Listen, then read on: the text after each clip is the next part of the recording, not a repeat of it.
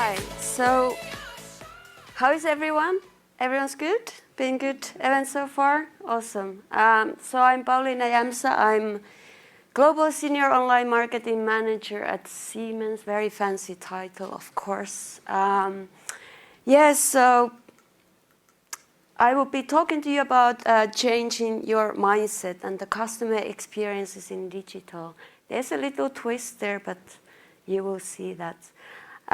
So what do I actually do? Well, first of all, I'm from Finland. That's where the accent is coming from.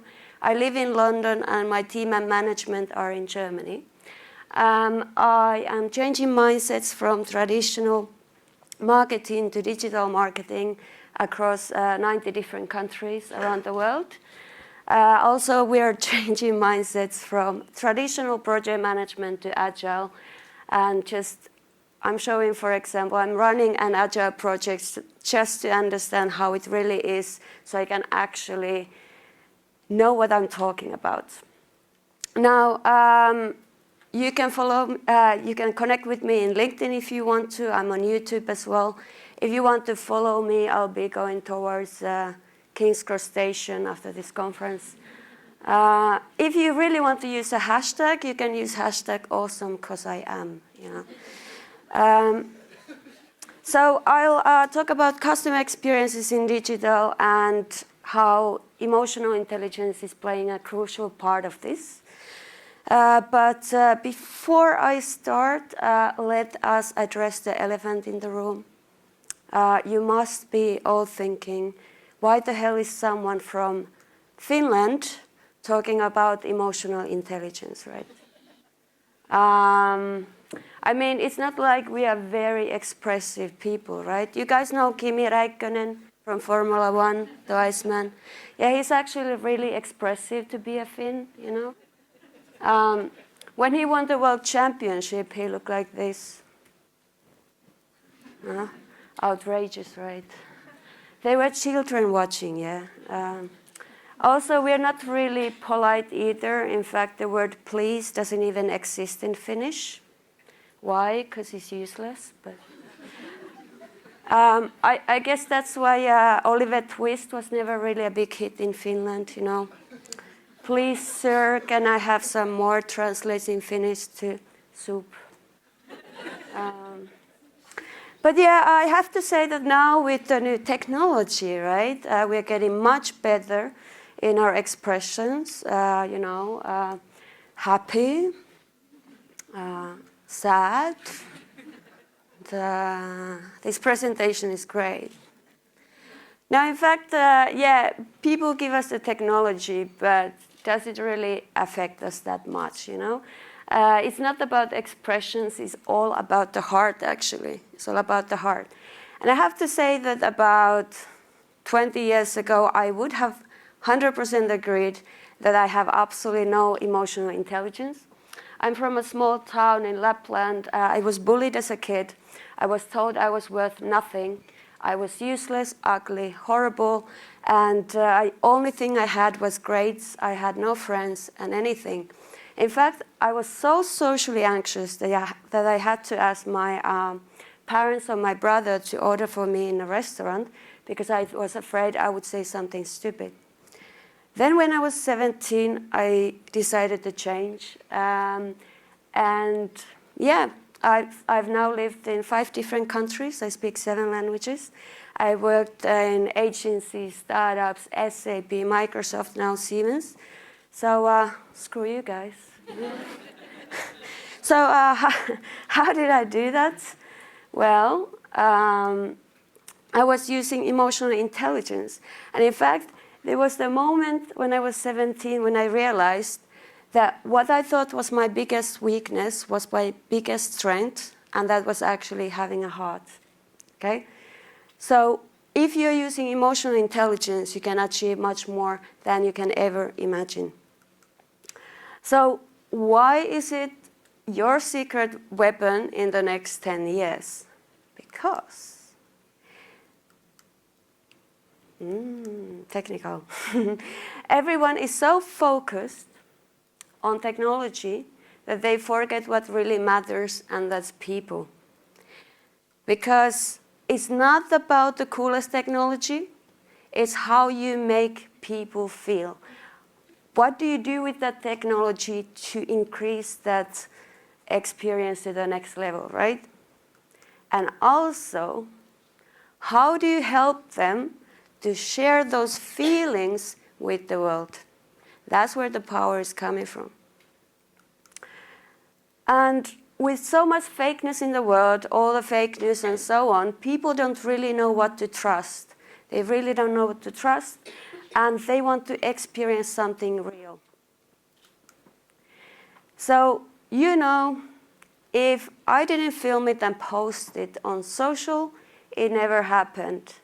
That's already past, because right now, if I didn't film it, appear in it and post it on social, it never happened. That's the selfie generation, but people, they want to share their feelings, experiences, and feel like they are alive. And that's where we can use technology. What to focus on in the next 10 years in experience? Digital employee experience, that's number one. Now, I don't know about you, but in some companies where I've been or which I visit, I don't know why employees are forced to be using technology like those legacy systems that are complex and annoying. And then when you're using your mobile or your own laptop, the experience is wonderful, right? So why are you forcing employees to go through that? Because the fact is, the companies, they need more talent than the talent needs them. Now with I'm from the Nokia generation, right? I'm Nokia generation. I used to believe in job stability. I don't believe in that anymore. I saw digital crashing my world pretty much. However, the digital has given us the power to work from anywhere when we want to, whenever we want to. We can have financial freedom, you know, we're not limited by borders. And this is something that corporates have to remember. People don't have to, that top talent doesn't have to work for you. You know? So you really have to take it in account, you have to treat them well. I'm loving this button. See, so people, they value more flexibility, freedom, and culture than money and status. Hashtag digital nomads, right? We saw the presentation of globalization, how the new generations right now, new countries are starting to use all this digital technology, right? Talent can be in those countries, and you really need to give people freedom to work from wherever they want to. You have to give them freedom to work from home in the middle of India if they want to, because family is important for them. You can't force people to be in the offices anymore if they don't want to. Also, people tend to leave people, not companies. I think all of you knows that one manager or one colleague that drove you crazy or has driven someone crazy, and you left the company because of that person, not because of the company itself, the person. So you really need to look into the company culture. How is the person's experience when they actually come to work, when they speak with the colleagues? You really need to make sure that you're not just giving them bean bags and ping pong tables, you know. Fun at work, it's actually mutual respect, right?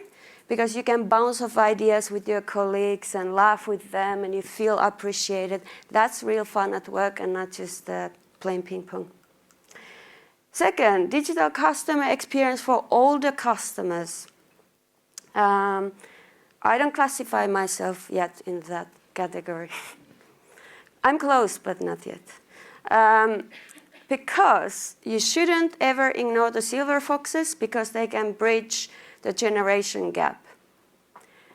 Why I'm talking about this, we will have more and more older people who are not so used to digital technology than we are, or the younger generations, right?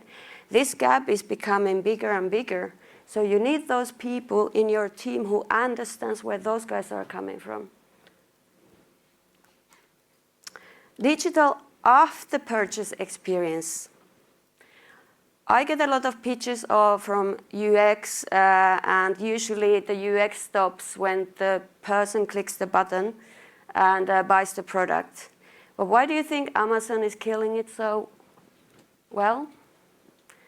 Because they focus on what happens after the person clicks the button, right? So they know that they have all these systems in place that you can get it delivered very quickly, and the experience is amazing. So you are competing against the last best experience. You have to focus on UX after the purchase. And last one, give a damn. Because show that you care, because it's clear when you don't. I mean, you guys see this all the time, Vogue washing. It used to be greenwashing, now it's Vogue washing. You can see when the company doesn't really care about the environment or the people or the culture. It's very clear when it's just in terms to make a sale, and it's not really to make a difference in the world. So when you're doing campaigns and everything, think about the purpose, think about the reason why you're doing it, and how that's going to do something good in the world. Thank you. That was me. And